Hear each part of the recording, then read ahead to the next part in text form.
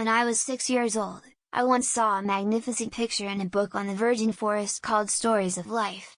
It was a boa constrictor that had swallowed a wild beast. Here is a copy of the drawing.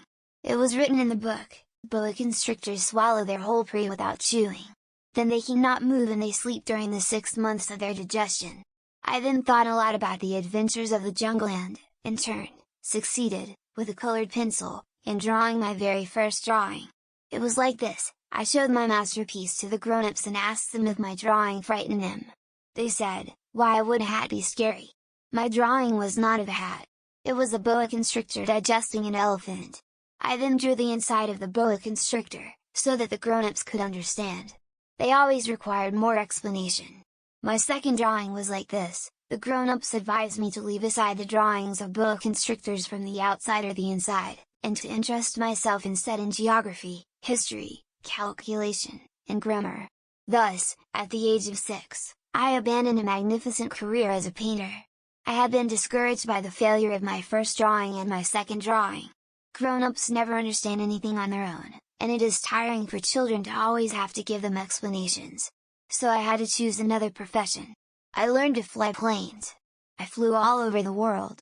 And geography, that's right, served me well. I knew how to recognize, at first glance, China, or Arizona.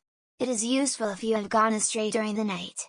I have had, in the course of my life, a lot of contact with many serious people. I have lived among the grown-ups. I saw them up close. It did not really improve my opinion of them.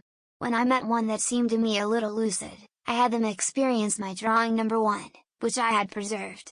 I wanted to know if they could come to a real understanding. But they always replied, "It's a hat."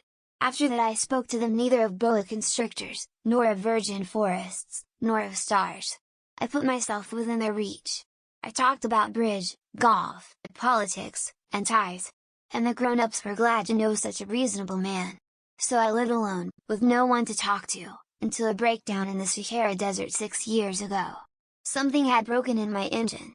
And since I had neither a mechanic nor a passenger with me, I prepared to try, by myself, to make a difficult reprieve. It was a matter of life and death. I had hardly any water to drink for a week. The first night I fell asleep on the sand 1,000 miles from any inhabited land. I was much more isolated than a castaway on a raft in the middle of the ocean.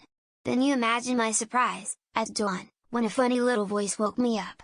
She said, "Please draw me a sheep." Hein! Draw me a sheep! I jumped on my feet as if I had been struck by lightning. I rubbed my eyes well. I watched.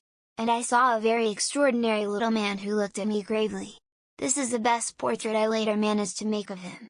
But my drawing, of course, is much less ravishing than the model. It is not my fault. I had been discouraged in my career as a painter by the grown-ups at the age of 6, and I had learned nothing to draw, except closed boas and open boas. I looked at this apparition with eyes full of astonishment. Do not forget that I was 1,000 miles from any inhabited region. Now my little fellow seemed to me neither astray, nor dead of fatigue, nor dead of hunger, nor dead of thirst, nor dead of fear. He had not the appearance of a child lost in the middle of the desert, 1,000 miles from any inhabited region. When I finally succeeded in speaking, I said to him, "What are you doing here?" And he repeated to me, very gently, as a very serious thing, "Please draw me a sheep." When the mystery is too impressive, we do not dare to disobey.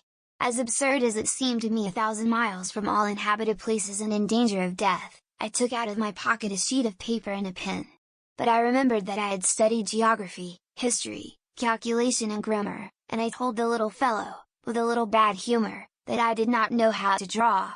He replied, "It does not matter. Draw me a sheep."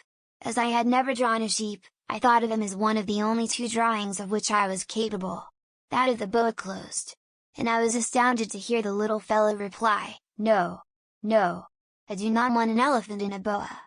A boa is very dangerous, and an elephant is very cumbersome. My place is tight. I need a sheep. Draw me a sheep." I drew. Then he looked attentively, then, "No. That one is already very ill. Do another one." I drew. He looked attentively, then, "No. That one is already very ill. Do another one." I drew. My friend smiled gently, indulgently, "You see, it's not a sheep, it's a ram." He has horns, so I still refused my drawing, but he was refused, like the preceding ones, this one is too old. I want a long-lived sheep.